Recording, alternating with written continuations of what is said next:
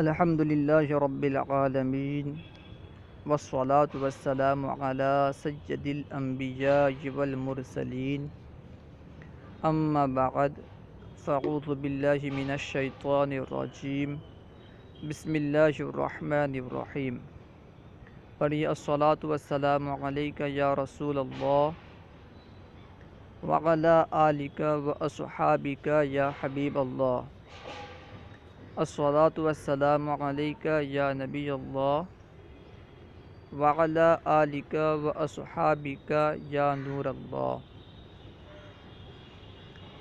پیارے دوستو، اس سے پہلے والے سبق میں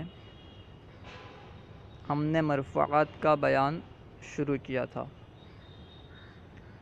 اس میں ہم نے یہ پڑھا تھا کہ مرفوعات یہ کس کی جمع ہے، مرفوعن کی جمع ہے یا مرفوعاتن کی جمع ہے، پھر اس کی دلیل کیا ہے۔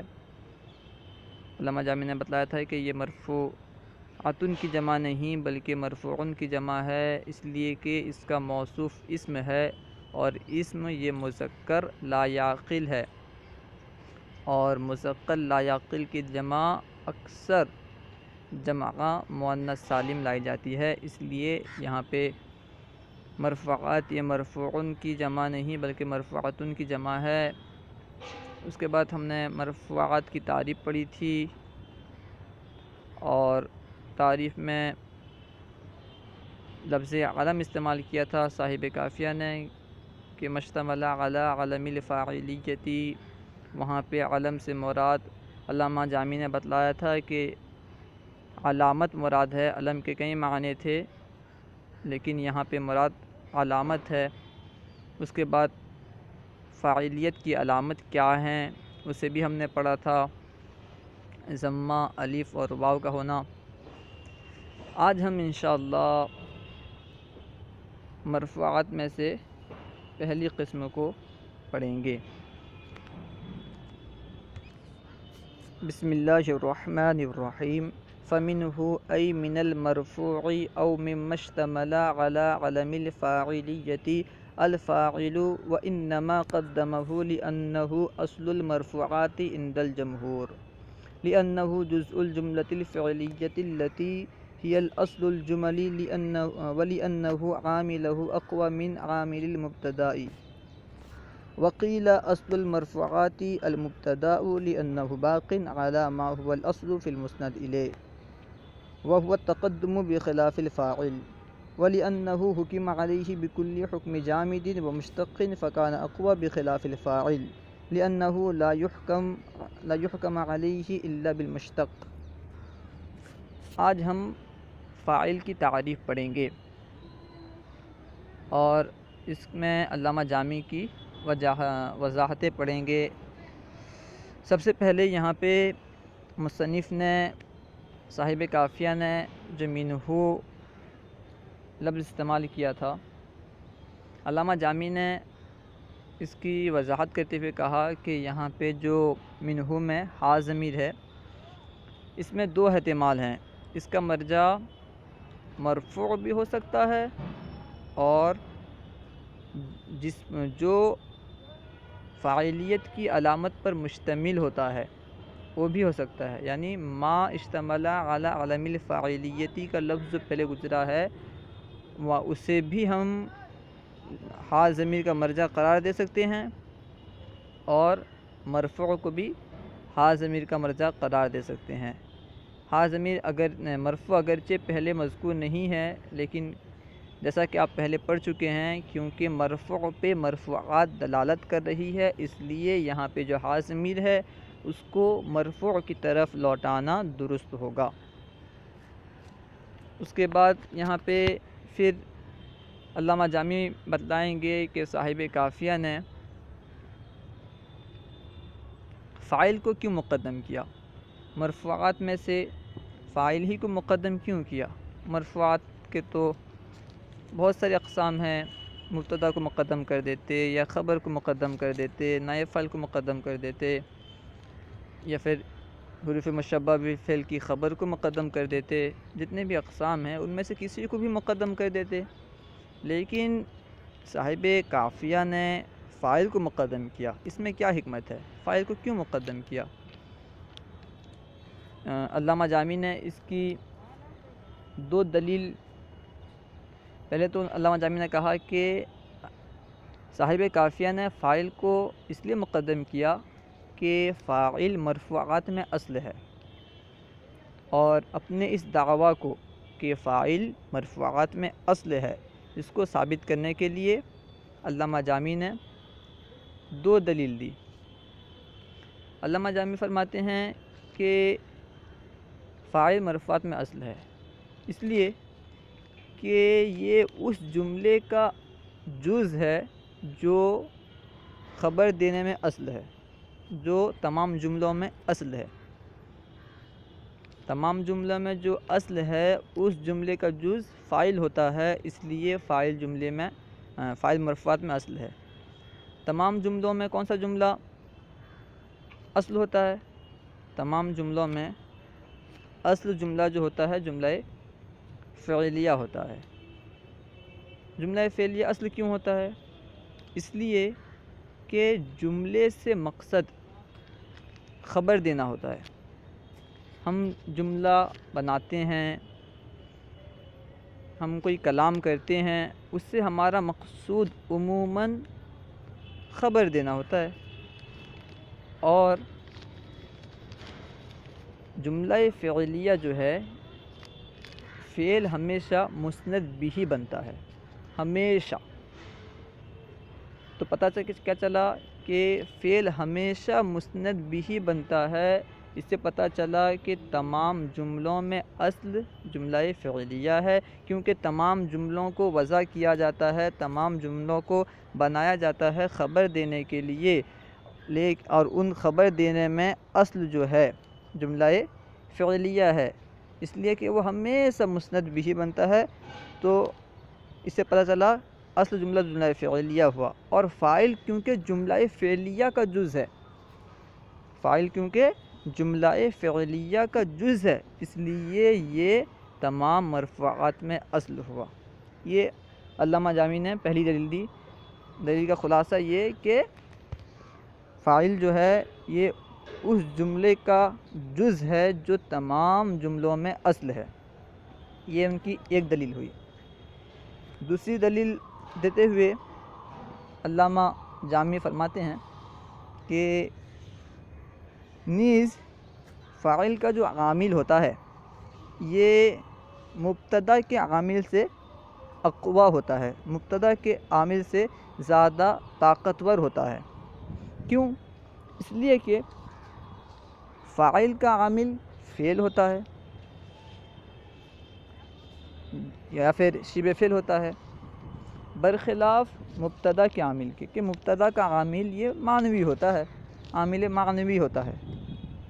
تو اس سے پتہ کیا چلا کہ فعل جو ہے یہ فاعل کا جو عامل ہے، فاعل کا عامل یہ فعل ہے، اور فعل اصل ہے، اس وجہ سے مبتدا سے زیادہ طاقتور ہے، اس وجہ سے کہ مبتدا کا جو عامل ہے وہ عامل معنوی ہے، اس کو محسوس نہیں کیا جا سکتا، اس کو ہم دیکھ نہیں سکتے، برخلاف فاعل کے عامل کے، کہ فاعل کا عامل سامنے موجود ہوتا ہے، وہ سامنے عمل کر رہا ہوتا ہے، اس لیے فاعل کا عامل قوی ہوا۔ جب فاعل کا عامل قوی ہوا تو فاعل مرفوعات میں اصل ہوا۔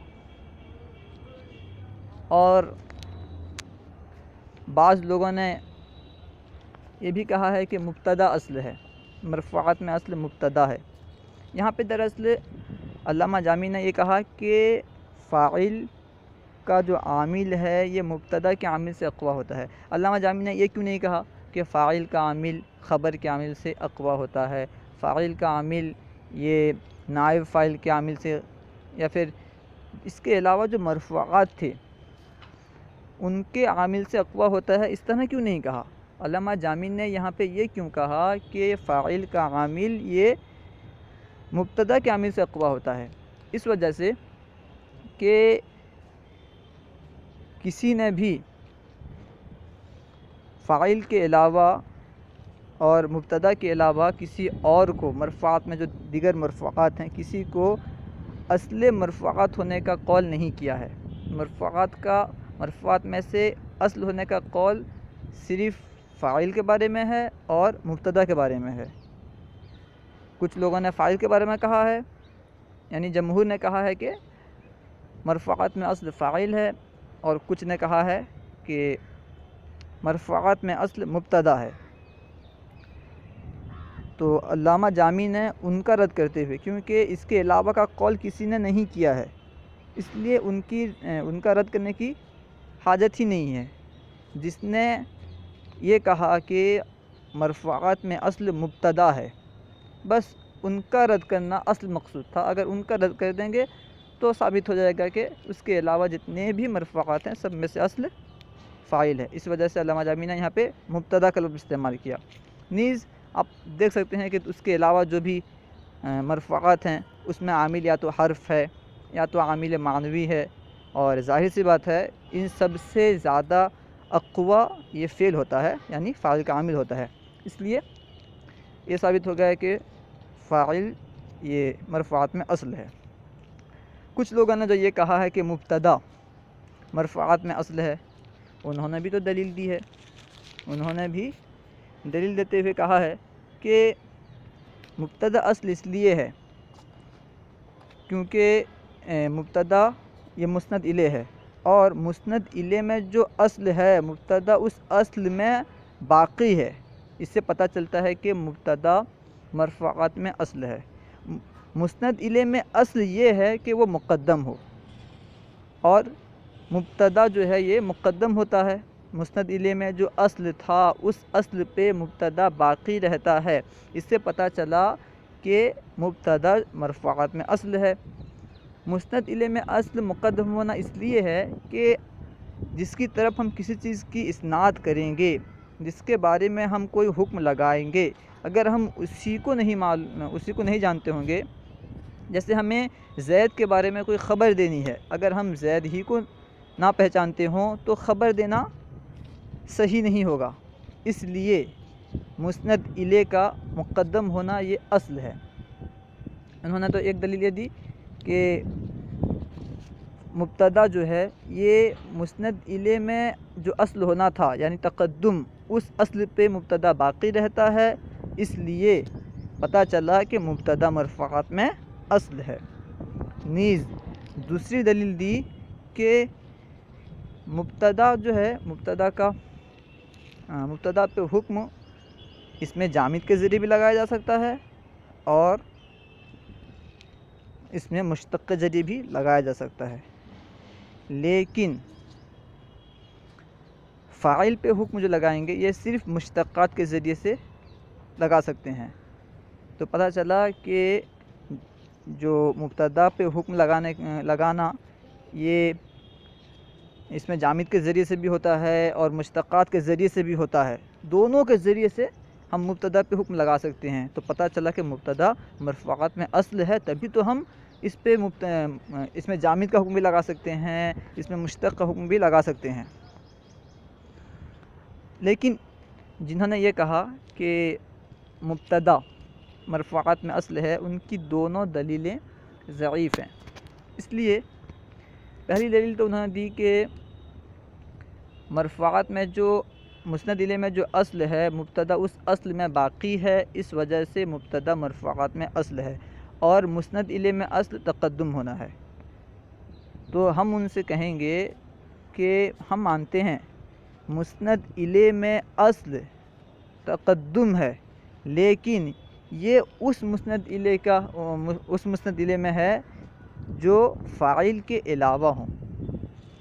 فاعل کے علاوہ جو مسند الیہ ہیں ان میں اصل یہ ہے کہ وہ مقدم ہو، نہ کہ فاعل میں، اس لیے کہ فاعل میں اصل مؤخر ہونا ہے، فاعل میں اصل تاخیر ہے، اور اس لیے کہ فاعل کو مؤخر کیا گیا ہے مبتدا سے التباس سے بچنے کے لیے۔ اگر ہم فاعل کو بھی مقدم کر دیتے، فاعل میں بھی اصل مقدم ہونا قرار دیتے، تو مبتدا اور فاعل کے درمیان التباس لازم آتا۔ اس التباس سے بچنے کے لیے فاعل میں اصل مؤخر ہونا ہے۔ یہ تو ان کی پہلی دلیل کا جواب ہوا۔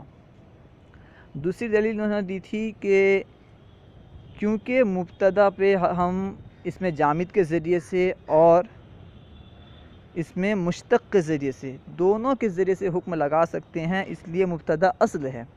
ان کی یہ دلیل بھی کمزور ہے، اس وجہ سے کہ طاقتور ہونا، قوت جو ہے یہ اختصاص میں ہے نہ کہ عموم میں ہے۔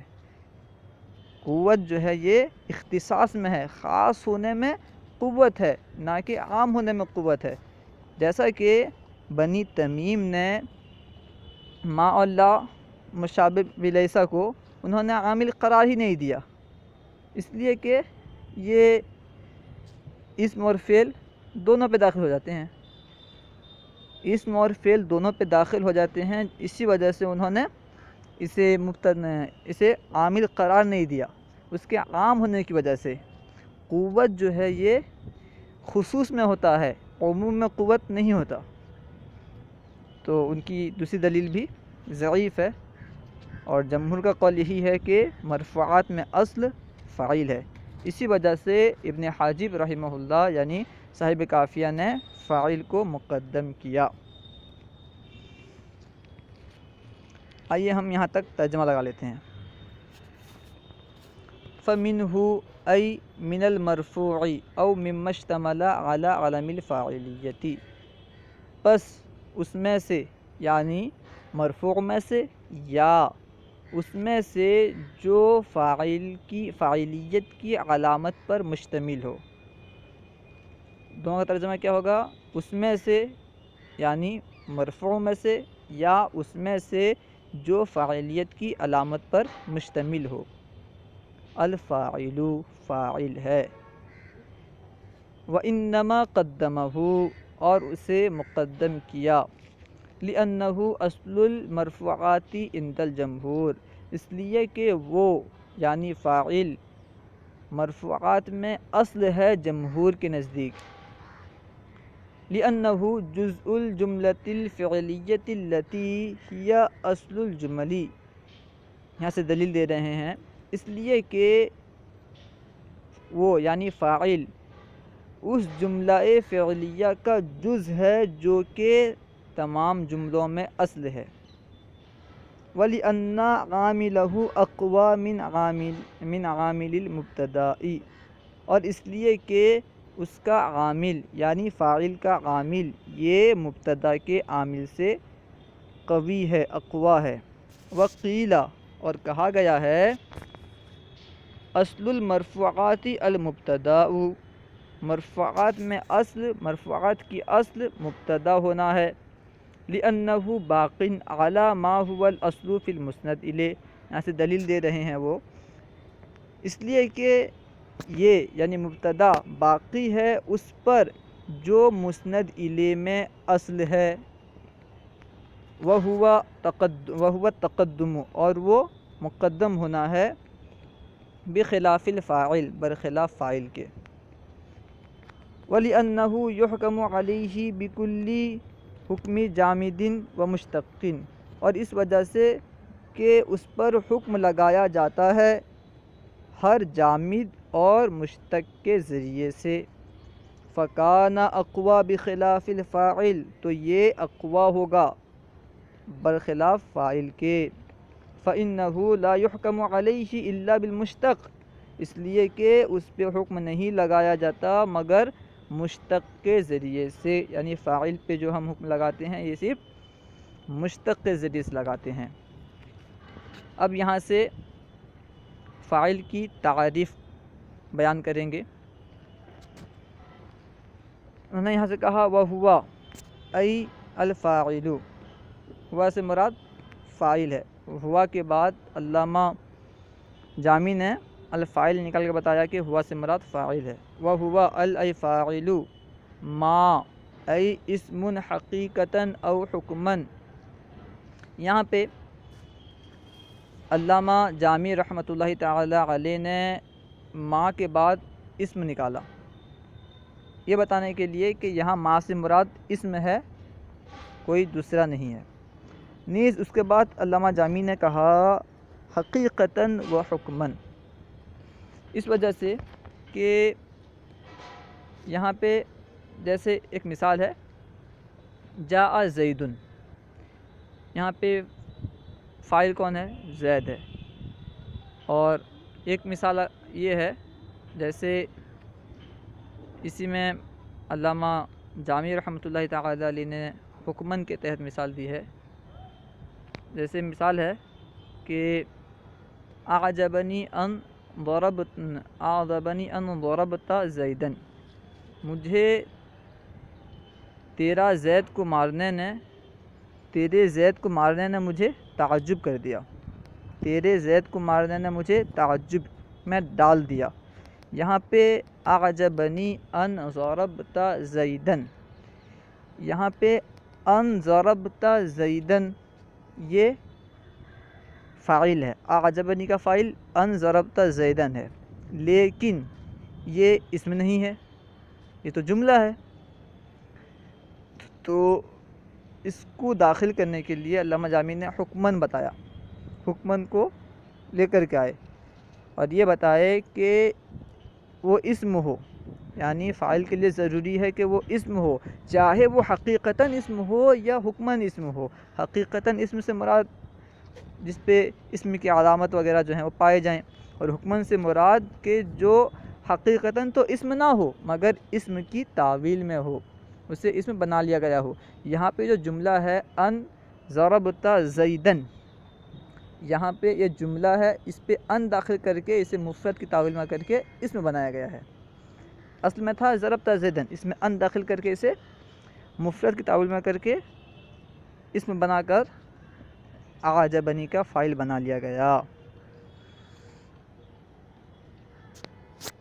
دیکھیے ترجمہ دیکھیے اس کا، وَهُوَ أي الفاعل ما أي اسم حقیقتاً او حکما لیدخل فیہ مثل قولہم اعجبنی ان ضربت زیدن، اور وہ یعنی فاعل ما وہ اسم ہے حقیقتاً ہو یا حکماً، تاکہ اس میں یعنی اسم میں داخل ہو جائے ان کا قول اعجبنی ضربت زیدن۔ اس کو داخل کرنے کے لیے علامہ جامی نے حکماً کی قید کو بڑھایا تھا۔ اسند الیہ الفعل، یہاں پہ بتا رہے ہیں کہ فاعل وہ اسم ہے، چاہے حقیقتاً اسم ہو یا حکماً اسم ہو، جس کی طرف فعل کی اسناد کی گئی ہو۔ فاعل وہ اسم ہے، چاہے حقیقتاً ہو یا حکماً ہو، جس کی طرف فعل کی اسناد کی گئی ہو۔ اور یہاں پہ علامہ جامی نے کہا اسناد کرنا کبھی اصلاً بھی ہوتا ہے اور کبھی تبعاً بھی ہوتا ہے۔ تو علامہ جامی نے بالاصالت کی قید لگا کر کے یہ بتا دیا یہاں پہ جو مراد ہے وہ بالاصالت ہے، یعنی جس کی طرف فعل کی اسناد بالاصالت ہو، اصلاً جس کی طرف فعل کی اسناد کی گئی ہو وہ فاعل ہے، نہ کہ بالتبع جس کی طرف فعل کی اسناد کی گئی ہے وہ فاعل ہے۔ یہ قید اس لیے لگائے تاکہ اس کے ذریعے سے جو توابع ہیں وہ نکل جائیں۔ دراصل توابع آپ پڑھے ہوں گے، توابع 5 ہیں، صفت، تاکید، بدل، عطف بیان اور عطف بیان، صفت، تاکید، بدل وغیرہ، جو 5 توابع ہیں ان میں ہوتا کیا ہے کہ جیسے عطف دیکھ لیں، جاءنی زید و عمر، یہاں پہ فاعل کون ہے؟ فاعل ہے زید، جاءنی زید، زید کی طرف فعل کی اسناد بالاصالت ہے، اصلاً جو فعل کی اسناد ہے یہ زید کی طرف ہے، اور عمر کی طرف جو فعل کی اسناد کی گئی ہے یہ زید کے تابع میں کی گئی ہے، یعنی زید کی طبیعت میں عمر کی طرف فعل کی اسناد کی گئی ہے۔ تو عمر کی طرف فعل کی اسناد جو ہوئی یہ تبعاً ہوئی، بالتبع ہوئی، نہ کہ بالاصالت۔ اس تعریف سے جاءنی زید و عمر میں جو عمر ہے یہ فاعل کی تعریف سے خارج ہو جائے گا۔ نیز ایسے جیسے جاءنی زید، یہاں پہ 2 زید ہیں، پہلا زید جو ہے یہ مؤکد ہے، دوسرا زید تاکید، تو پہلے زید کی طرف فعل کی اسناد بالاصالت کی گئی ہے اور دوسرے کی طرف بالطبقہ کی گئی ہے، تو دوسرا زید جو ہے وہ فاعل کی تعریف میں داخل نہیں ہوگا۔ نیز اسی طرح جیسے عطف بیان وغیرہ میں، جیسے جاءنی التاجر بکر، میرے پاس تاجر آیا یعنی بکر۔ عطف بیان کہتے ہیں جو صفت نہ ہو اور موصوف کی وضاحت کرے، اسے عطف بیان کہتے ہیں۔ یہاں پہ بکر جو ہے یہ صفت نہیں ہے، تاجر کی صفت بکر نہیں ہے، لیکن پھر بھی وضاحت کر رہا ہے کہ اچھا وہ تاجر جو بکر ہے۔ جاءنی التاجر بکرن، اس مثال میں بکر یہ فاعل نہیں ہے کیونکہ اس کی طرف فعل کی اسناد بالطبقہ ہے۔ اسی طرح آپ دوسرے پہ بھی قیاس کر لیں۔ اس کے بعد علامہ جامی نے ایک قید لگائی، مصنف نے جو خود قید لگائی تھی